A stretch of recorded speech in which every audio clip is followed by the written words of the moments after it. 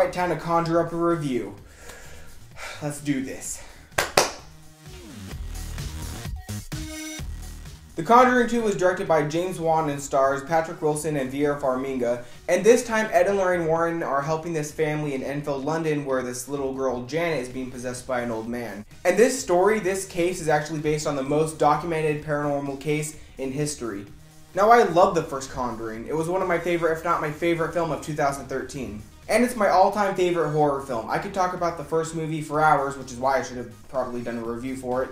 But it's not even that the first movie's crazy scary or anything, it's the characters. Having rich, complex, well-rounded, well-written, likable characters, having me care for these characters made it scarier because I didn't want anything bad to happen to them. And I could say the same thing for this one. Patrick Wilson and Vera Farmiga are so freaking spectacular in this.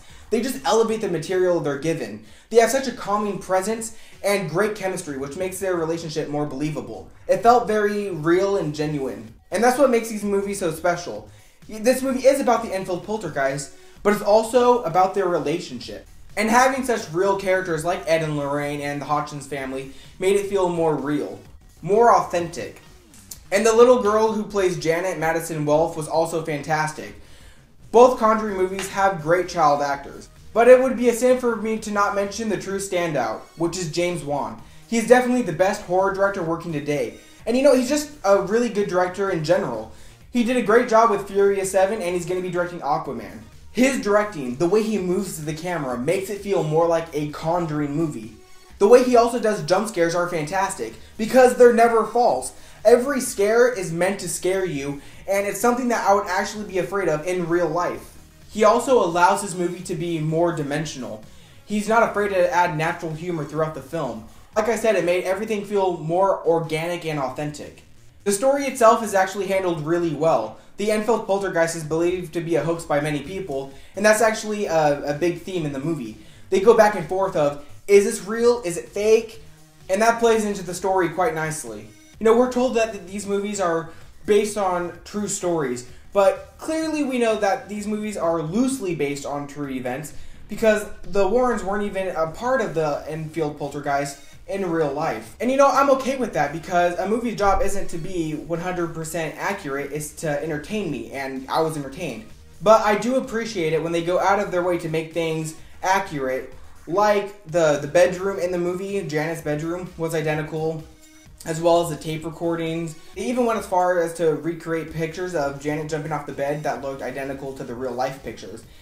And in real life, people question, kind of just looks like she's jumping off the bed, and they mentioned that in the movie. So I really like how that was played into the story. And it also had a nice twist at the end of the movie, which again, I also really liked. But this story all around was more personal, even more so than the first movie. The first movie, the only personal story that the Warrens had was the stuff with their daughter. But in this movie, they're actually connected to this case in Amityville with the creepy nun. And Lorraine has this premonition of Ed's death, which I also really liked. That was really suspenseful.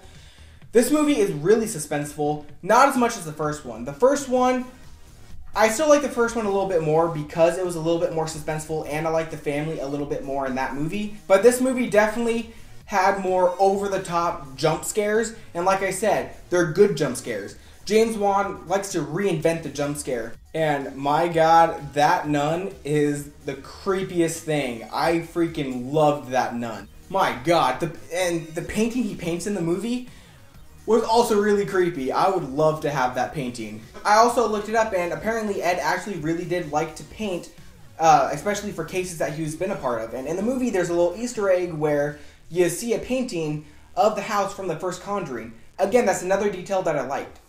But like I said, overall, I liked the first movie a little bit more because I thought it was a little better crafted. And also, I liked the family a little bit more. I was more emotionally involved with that family. And I also like the suspense a little bit more in the first movie. But that being said, this movie still is really well crafted. And the suspense at the end of the movie was phenomenal. So I had a great time with this movie. I thought it was really scary. So I'm going to give The Conjuring 2 an 8.5 out of 10. So have you seen The Conjuring 2? What did you think about it? Let me know your thoughts and opinions down below. Make sure to like the video. And as always, I'll see you next time. Thanks for watching.